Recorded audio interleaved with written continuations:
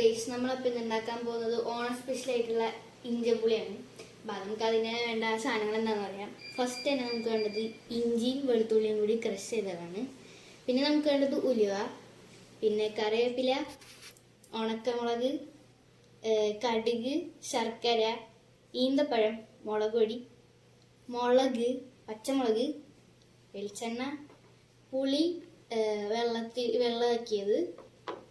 അപ്പോൾ നമുക്ക് ഫസ്റ്റ് തന്നെ വെളിച്ചെണ്ണ ഒഴിക്കാം. നെക്സ്റ്റ് കടുക്.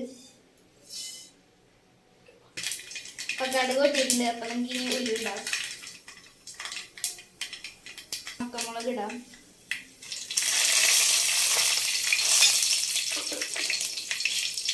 ഒപ്പം തന്നെ ഇതും ഇടാം. പിന്നെ നമ്മൾ ക്രഷ് ചെയ്ത് വെച്ച ഇഞ്ചിയും വെളുത്തുള്ളി ഇട്ട് കൊടുക്കാം. പിന്നെ മുളകും.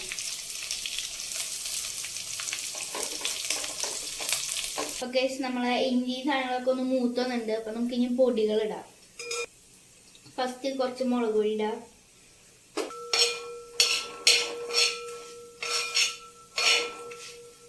ഇനി നമുക്ക് കുറച്ച് മഞ്ഞൾപ്പൊടി ഇടാം.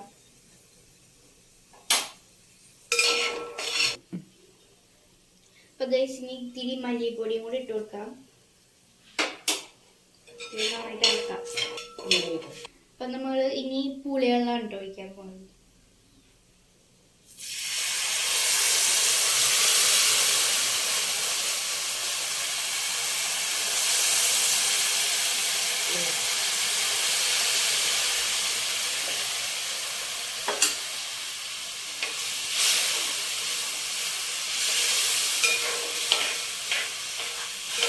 ഒപ്പം നമ്മൾ ശർക്കര ആഡ് ചെയ്യാണ്.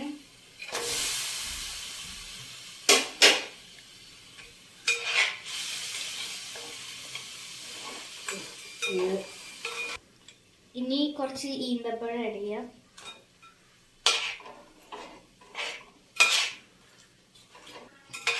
ഇതിനി ഇവിടെ കിടന്ന് നന്നായിട്ട് തിളക്കട്ടെ കേട്ടോ. അപ്പൊ ഗൈസ് ഇനി നമുക്ക് കുറച്ച് ഉപ്പും പിന്നെ കുറച്ച് കായപ്പൊടിയും കൂടി ഇട്ട് കഴിഞ്ഞാൽ നമ്മുടെ ഇഞ്ചിപ്പുളി സെറ്റായിട്ടുണ്ട്. ഓക്കെ ഗൈസ്, അപ്പം നമ്മളെ ഇഞ്ചിപ്പുളി നല്ലോണം തിളച്ച് സെറ്റായിട്ടുണ്ട്. നമുക്ക് കുറച്ച് ടേസ്റ്റ് നോക്കി നോക്കാം.